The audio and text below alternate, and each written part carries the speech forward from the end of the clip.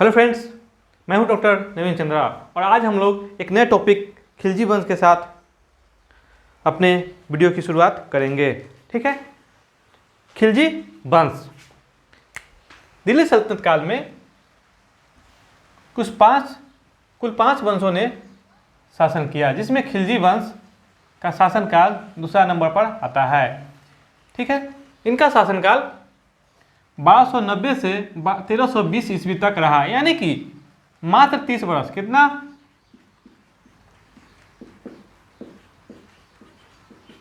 मात्र 30 वर्ष, जो दिल्ली सल्तनत के पांचों वंशों में सबसे कम वर्ष था। ठीक है, मात्र 30 वर्ष।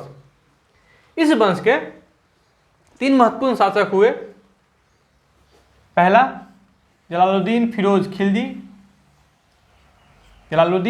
खिलजी, जिनका शासनकाल 1290 से 1296 ईस्वी तक रहा, मात्र 6 वर्ष। दूसरा इतिहास का प्रसिद्ध, जिसे दूसरा सिकंदर भी कहते हैं, सिकंदर सानी भी कहते हैं। ठीक है, अलाउद्दीन खिलजी, जिनका शासनकाल 1296 से 1316 वर्षों तक रहा, यानी कि 20 वर्षों तक। ठीक है, इसके बाद इस वंश का अंतिम शासक रहा मुबारक शाह खिलजी, जिन्होंने खुद खलीफा की उपाधि धारण कर ली थी और अपने आप को ही खलीफा घोषित कर लिया था। मुबारक शाह खिलजी, इनका शासनकाल रहा 1316 से 1320 ईस्वी तक, यानी कि मात्र 4 वर्षों का शासनकाल। तो खिलजी वंश में हम 3 महान शासकों के बारे में अध्ययन करेंगे: जलालुद्दीन फिरोज खिलजी, अलाउद्दीन खिलजी और मुबारक शाह खिलजी। सबसे पहले हम लोग आते हैं कि खिलजियों का जो आगमन होता है भारतीय इतिहास में दिल्ली सल्तनत काल में, ये कैसे होता है। ठीक है, कहते हैं खिलजियों का दिल्ली सल्तनत की राजगद्दी पर अधिकार एक राजवंशीय परिवर्तन से कहीं अधिक महत्वपूर्ण घटना थी। क्यों? क्योंकि एकाएक तुर्क गुलाम सरदारों को हटाकर दिल्ली की गद्दी को प्राप्त करना, यह एक क्रांति कही गई। न कि परिवर्तन, बल्कि एक क्रांति कही गई। खिलजी वंश की स्थापना खिलजी क्रांति के नाम से जाना जाता है। खिलजी वंश की स्थापना भारतीय इतिहास में खिलजी क्रांति के नाम से जाना जाता है और प्रसिद्ध है। इसके द्वारा जब खिलजियों का आगमन हुआ दिल्ली सल्तनत काल में, राजगद्दी मिली, तो तुर्की अमीर वर्ग का सत्ता पर एकाधिकार और तुर्की लोगों की जातीय तानाशाही समाप्त हो गई। ठीक है, क्योंकि जलालुद्दीन फिरोज खिलजी का राज्याभिषेक मध्यकालीन भारत के राजनीतिक एवं सांस्कृतिक इतिहास में एक क्रांति का प्रतीक था। किसका प्रतीक था? क्रांति का प्रतीक था। एकाएक चेंज। क्रांति किसे कहते हैं? आंदोलन और क्रांति। यह भारतीय इतिहास की महत्वपूर्ण घटना है, आंदोलन और क्रांति। तो आंदोलन जो होता है, यह एक एक करके क्रम बाय क्रम परिवर्तन होता है, और क्रांति होता है एकाएक परिवर्तन। ठीक है, तो खिलजियों का जो शासनकाल था या आगमन था, वो क्या था?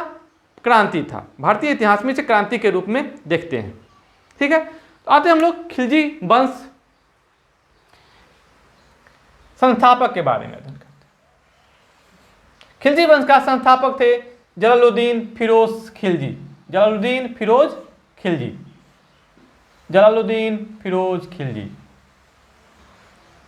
खिलजी वंश के संस्थापक। कहते हैं सुल्तान बनने से पहले जलालुद्दीन फिरोज खिलजी सवाना का गवर्नर था। कहाँ का? सवाना का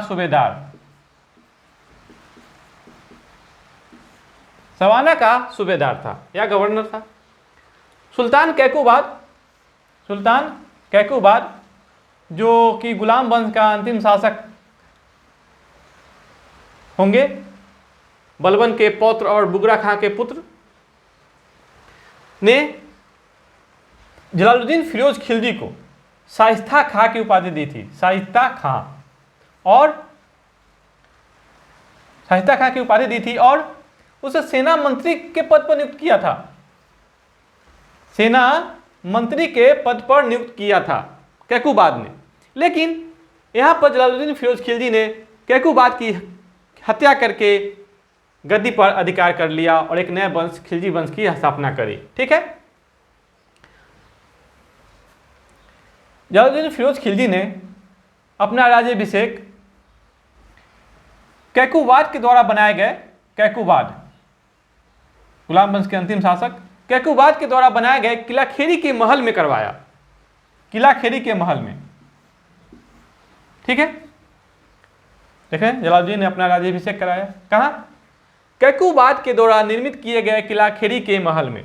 क्यों? क्योंकि वह राज्याभिषेक के एक वर्ष के बाद ही दिल्ली जाएगा, क्योंकि उसको दिल्ली की जनता से डर रहेगा, इसीलिए वो बलबन के लाल महल में नहीं जाएगा। देख रहे हैं, बलबन के राजमहल में नहीं जाएगा और अपना राज्याभिषेक दिल्ली के बाहर किला खेरी में ही करवाएगा और किला खेरी को ही अपनी राजधानी बनाएगा। देख रहे हैं, नोट करते रहेंगे हम लोग। जलालुद्दीन फिरोज खिलजी दिल्ली न जाकर, बलबन के द्वारा निर्मित लाल महल में न जाकर राज्याभिषेक कराकर, बल्कि उसने कैकुबाद के द्वारा बनवाए गए किला खेरी के महल में अपना राज्याभिषेक करवाया और उसे ही अपना राजधानी घोषित कर वहां से शासनकार संभालना शुरू कर दिया। उसे डर था कि दिल्ली जाएंगे तो दिल्ली की जनता हमें स्वीकार नहीं करेगी।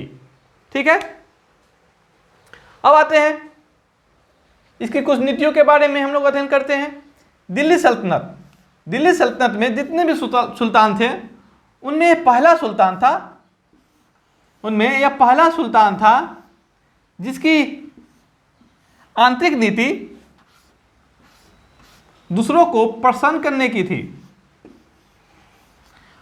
मतलब ये जो सुल्तान थे जलालुद्दीन फिरोज खिलजी, यह सभी को खुश करना चाहते थे और सभी को प्रसन्न रखने की नीति पर अपना बल देते थे। देख रहे हैं, इसीलिए उसने हिंदू जनता के प्रति भी उदार दृष्टिकोण अपनाया, उसने उदार दृष्टिकोण अपनाया। इसलिए जलालुद्दीन फिरोज खिलजी को एक उदार शासक भी कहा गया है। ठीक है, देखिए जलालुद्दीन ने तुर्कों, गैर तुर्कों और भारतीय मुसलमान, तुर्कों, गैर तुर्कों और भारतीय मुसलमान तीनों को भारतीय शासनिक व्यवस्था में सम्मिलित करके, देख रहे हैं, सम्मिलित किया। भारत के मुसलमानी राज को एक विस्तृत आधार प्रदान किया। देख रहे हैं ना, इन्होंने जो अपनी उदार नीति अपनाया था, इन्होंने जब न केवल हिंदुओं के साथ उदार की नीति अपनाई, बल्कि तुर्कों, गैर तुर्कों और भारतीय मुसलमानों को भी भारतीय शासन व्यवस्था का अंग बनाकर उसे एक महत्वपूर्ण कार्य सौंपा। और इससे क्या हुआ, जो मुसलमानी राज को एक विस्तृत आधार मिला। जो पहले गैर तुर्क और भारतीय मुसलमान आपस में कट मर रहे थे, उसको शासन व्यवस्था का अंग बनाकर एक प्रकार की शांति व्यवस्था कायम करने का काम किया जलालुद्दीन फिरोज खिलजी ने। ठीक है, भारत का कोई भी राज सही अर्थों में इस्लामी नहीं हो सकता। ये किसने कहा है? जलालुद्दीन फिरोज खिलजी ने। जलालुद्दीन फिरोज खिलजी ने कहा है कि भारत का कोई भी राज इस्लामी राज नहीं हो सकता। क्यों? क्योंकि भारत की अधिकांश जनसंख्या हिंदुओं की थी। किसकी थी? हिंदुओं की थी। तो वहां पर मुस्लिम राज कायम नहीं किया जा सकता, यानी कि वहां जो नीति है मुसलमानों की वो नहीं अपनाई जा सकती है। ठीक है, इसीलिए वो सही अर्थों में इस्लामी नहीं हो सकता है। और शासन का आधार, देख रहे हैं, शासन का आधार शासकों की इच्छा होनी चाहिए। किसने कहा था? जलालुद्दीन फिरोज खिलजी ने। मतलब शासन का जो नियम कानून होना चाहिए, शासन करने जिस पर शासन करते हैं जनता का क्या होना चाहिए? इच्छा होना चाहिए। जनता की इच्छा अनुसार ही शासन व्यवस्था कायम होनी चाहिए, ताकि साम्राज्य में शांति व्यवस्था कायम रहे और साम्राज्य की प्रगति हो। किसने कहा था? जलालुद्दीन फिरोज खिलजी ने। ठीक है, अब आते हैं जलालुद्दीन फिरोज खिलजी ने जब राजगद्दी संभाली तो उसने बलबन, कैकुबाद के उत्तराधिकारियों को उसके पद से नहीं हटाया। ठीक है, क्यों? क्योंकि वो चाहता था कि वो उतना ही से ही संतुष्ट है। और ये इसके पीछे नीति भी था, क्योंकि यह इसका जो नीति था क्या था, उदार और सबको प्रसन्न करने की नीति। यह किसी के साथ बुरा व्यवहार भी जल्दी नहीं करेगा। लेकिन इसका एक अपवाद होगा बुरा व्यवहार करने का। सिद्दी मौला नामक एक फकीर को जलालुद्दीन फिरोज खिलजी ने हाथियों से कुचलवा के मृत्युदंड दिया। हाथियों से कुचलवा कर मृत्युदंड देने का काम किया। यह एक अपवाद है उसकी उदार नीति का। यह एक अपवाद है जलालुद्दीन फिरोज खिलजी जो एक दयालु शासक था, उसने सिर्फ अपने अपवाद के रूप में सिद्दी मौला नामक एक फकीर को हाथियों से कुचलवाकर मृत्युदंड देने का काम किया था। इनकी दयालुता का प्रतीक देखिए, 1291 में रणथंभौर का अभियान किया। कहाँ का अभियान किया? रणथंभौर का अभियान किया, किंतु वह किला को बिना जीते हुए ही वापस आ गया। क्योंकि यहां पर इनका कहना था जलालुद्दीन फिरोज खिलजी का कि रणथंभौर के किला को जीतने के लिए बहुत सारे मुसलमानों का खून बहाना पड़ेगा, जो हमें मंजूर नहीं है। मुसलमानों के एक एक बाल का कीमत के रूप में उसने हजारों किलो को समर्पित कर दिया। कहा कि इसके लिए हजारों किला को हम त्याग देंगे, लेकिन मुसलमानों का खून नहीं बहना चाहिए। यह इनकी उदार नीति का क्या था? प्रतीक था कि उसने रणथंभौर के अभियान को बिना जीते ही वापस अपने राजधानी आ गए। ठीक है। जलालुद्दीन के समय में कहते हैं कि हलाकू खां का नाम आप लोग सुने? मंगोल थे, चंगेज खां का पोता था हलाकू खां, जिसने खलीफा को ही मार दिया था। तो ये हलाकू खां का जो पुत्र था अब्दुल्ला, वह लगभग 1.5 लाख सैनिकों के साथ उसने जलालुद्दीन खिलजी के साम्राज्य पर आक्रमण कर दिया। लेकिन इसका जो जलालुद्दीन खिलजी का जो भतीजा और दामाद था अलाउद्दीन खिलजी ने मंगोलों को बुरी तरह पराजित कर दिया और एक संधि हुई दोनों के बीच में, मंगोल और अलाउद्दीन खिलजी के बीच, जिसमें यह तय हुआ कि मंगोल वापस अपने देश लौट जाएगा। लेकिन चंगेज खां का नाती उल्गू खां अपने 4000 समर्थकों के साथ वह भारत में ही रुक गया। और यही नहीं, जलालुद्दीन फिरोज खिलजी ने अपनी पुत्री की शादी उल्गू खां से करके उसे दिल्ली के समीप एक नया नगर बसाकर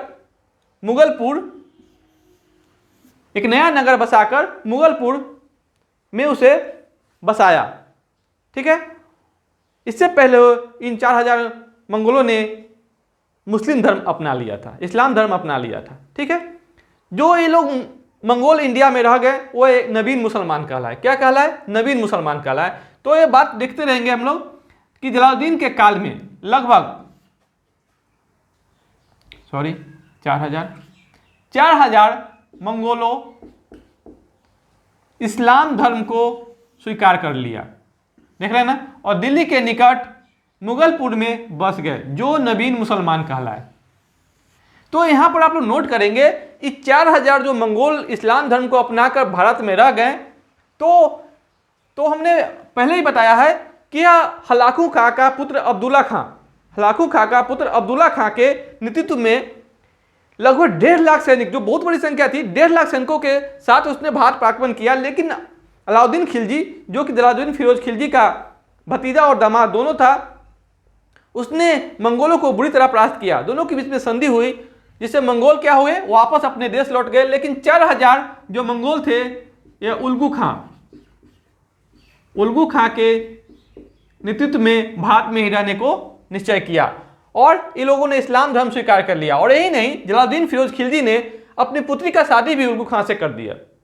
देख रहे हैं ना। उसके लिए एक नवीन नगर भी बसा जिसे कहा गया मुगलपुर। और भारतीय इतिहास में ये जो मुसलमान हैं, ये नवीन मुसलमान कहलाए, नया मुसलमान। ठीक है। बात आई बात समझ में आप लोगों को। अब आते हैं हम लोग मुसलमानों का दक्षिण भारत पर प्रथम आक्रमण जलालुद्दीन के समय ही होगा। यानी कि इससे पहले जो दिल्ली सल्तनत का दक्षिण भारत में प्रवेश होगा वो किसके शासनकाल में होगा? जलालुद्दीन फिरोज खिलजी का। ये बराबर सवाल पूछे गए हुए हैं। जलालुद्दीन फिरोज खिलजी के समय में ही दक्षिण भारत पर दिल्ली सल्तनत का प्रवेश होगा और देवगिरी के शासक रामचंद्र देव पर यह आक्रमण होगा। उस समय देवगिरी का शासक कौन था? रामचंद्र देव। देवगिरी का शासक रामचंद्र देव। ठीक है, कहते हैं 95-96 के नजदीक फिर से देवगिरी पर अलाउद्दीन खिलजी आक्रमण करेगा। इसमें जलालुद्दीन फिरोज खिलजी की अनुमति नहीं होगी, बिना उसकी अनुमति लिए ही वहां पर आक्रमण कर लेगा। कहते हैं वो अलाउद्दीन खिलजी वहां से बहुत सारा संपत्ति लूटकर आता है और वह सम्राट यानी कि सुल्तान के पास जाने के बजाय अपनी राज जो जहाँ का वो गवर्नर था इलाहाबाद, जिसको उस समय करा और मानिकपुर कहा जाता था, वहाँ चला गया। कहते हैं कि सुल्तान का चूंकि वो रिश्तेदार था, भतीजा और दामाद दोनों था, इसीलिए वह उसे बधाई देने के लिए करा और मानिकपुर गया। कहाँ गया? करा और मानिकपुर, तो वर्तमान में इलाहाबाद है। ठीक है, इन्होंने अपने सैनिकों को पीछे नहीं छोड़ दिया और वह निहत्थे और अकेले गए अपने भतीजे दामाद से मिलने और बधाई देने। लेकिन यहाँ पर अलाउद्दीन खिलजी ने क्या किया? छल से जलालुद्दीन फिरोज खिलजी की हत्या करके वो खुद दिल्ली का खिलजी वंश का अगला सुल्तान बन जाएगा। ठीक है, 19 जुलाई 1296, ठीक है, जलालुद्दीन अपने भतीजे दामाद अलाउद्दीन खिलजी से मिलने और बधाई देने कहाँ गया? करा एवं मानिकपुर, जो वर्तमान में इलाहाबाद का क्षेत्र है, जहाँ उसकी हत्या अलाउद्दीन खिलजी ने छलपूर्वक कर दिया। कहते हैं उस समय के प्रसिद्ध इतिहासकार जियाउद्दीन बर्नी, कौन? जियाउद्दीन बर्नी ने कहा भी है, बड़ी खूबसूरती के साथ इसका वर्णन भी किया है कि सही सुल्तान कौन? जलालुद्दीन फिरोज खिलजी। सही सुल्तान के कटे मस्तक से अभी तक रक्त टपक ही रहा था। रक्त मतलब ब्लड टपक ही रहा था कि शाही चंदोबा का मतलब हो गया मुकुट, राज मुकुट, जो सुल्तान का मुकुट होता था, शाही चंदोबा अलाउद्दीन के सिर पर रखा गया। यानी कि अभी जलालुद्दीन फिरोज खिलजी के गला से रक्त टपक ही रहा था कि वहाँ से शाही चंदोबा यानी कि मुकुट को उठाकर अलाउद्दीन खिलजी के मस्तक पर रख के उसे सुल्तान घोषित कर दिया गया। और कहते हैं इलाहाबाद यानी करा और मानिकपुर में ही खुद को सुल्तान घोषित किया। लेकिन वह दिल्ली आने के बाद बलबन के लाल महल में अपना राज्याभिषेक करवाएगा और इलाहाबाद और दिल्ली के बीच में वह जब आएगा तो जो उसने देवगिरी से संपत्ति लूट कर आएगा वो खुले दिल से, खुले हाथों से लुटाकर जनता को अपने पक्ष में कर लेगा। इसीलिए उस समय के प्रसिद्ध इतिहासकार अमीर खुसरो और इमामी भी दोनों ने अलाउद्दीन खिलजी को एक भाग्यवादी व्यक्ति कहा है। एक भाग्यवादी यानी कि भाग पर निर्भर था उसका भविष्य, क्योंकि उसने अपने चाचा और ससुर की हत्या करके, दोनों एक ही था, कि हत्या करके सुल्तान बनने का काम किया है और गद्दी प्राप्त किया। ठीक है, तो आज के टॉपिक में हम लोगों ने जलालुद्दीन फिरोज खिलजी के बारे में अध्ययन किया। अगला जब हमारा वीडियो बनेगा उसमें हम लोग अलाउद्दीन खिलजी के बारे में अध्ययन करेंगे, जिसे भारतीय इतिहास में दूसरा सिकंदर भी कहा जाता है। ठीक है, तो अगर आज का वीडियो मेरा पसंद आया हो तो कृपया कर लाइक, सब्सक्राइब और शेयर कर दें।